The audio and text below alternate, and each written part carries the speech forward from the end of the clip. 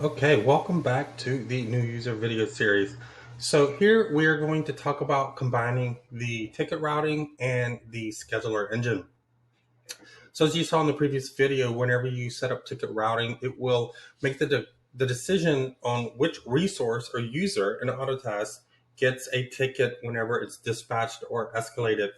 The scheduler, on the other hand, will look at somebody's workload, their calendar, their time zone, holidays, PTO, etc., and then using priority and SLA, schedule the work for them.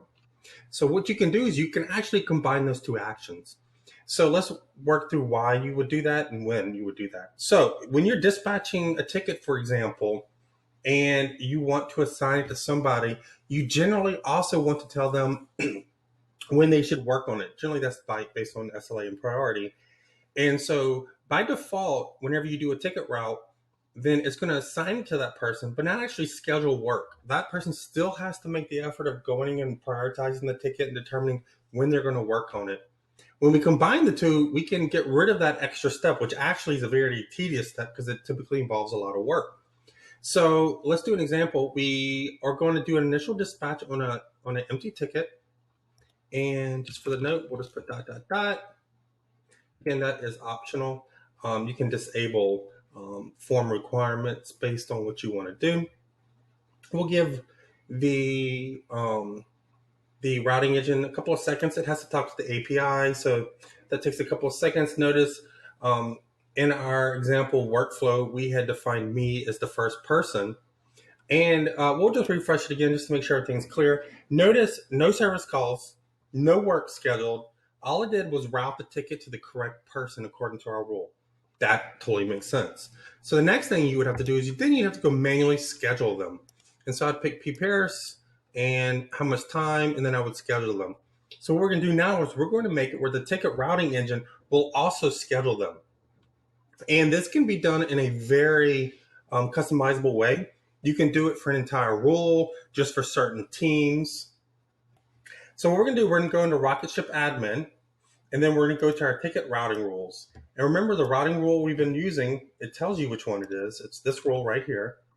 And so that's the rule. I'm going to go edit this one. This is the one that's triggering because it's for this queue, and this ticket is in this queue. That's why this escalation rule or ticket routing rule is the one that's controlling this ticket currently. And so notice we had created these three tiers for escalations. This is the first dispatch, escalates to the second tier, they escalate to the third tier. And by the way, normally what you would want to do is this is just you're encoding the actual policy in most IT companies, which is escalate up to the IT manager. It gets to the point where only the IT manager can free it up. And so this is probably more akin to what people actually have in their environment. So notice work event recipes. That's our schedule engine. There's no recipes configured here. I can go ahead and say, look, if it gets to my first line of defense, I want to do a quick fix, which is for us a 15-minute or less time allocation. If it gets to my second tier, well, goodness, it's more work. I want to do an hour of work. I know if it gets past my first tier, there's just more work involved. Well, goodness, if it gets to my third tier, I want to do a significant amount of work. And then finally, if it gets to my last tier, I don't want to book work at all. I just want to assign it to my help desk manager, and then she will determine how she wants to work that ticket. So we've already bypassed tier one because we not bypassed it, we assigned it. Let's go ahead and escalate this again. And this is something typical. This person says, no password, need help. We're going to keep this simple. And then submit.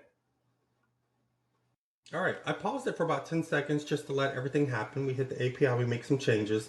And so notice we've escalated to Allison, created a service call on her calendar, updated this. And so everything happened all in one click. We scheduled it, we escalated it, we set the status.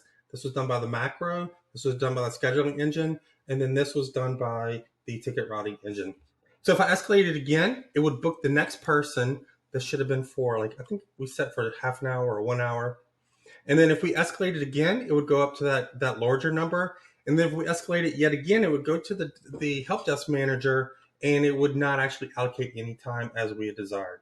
This is perfectly what we want.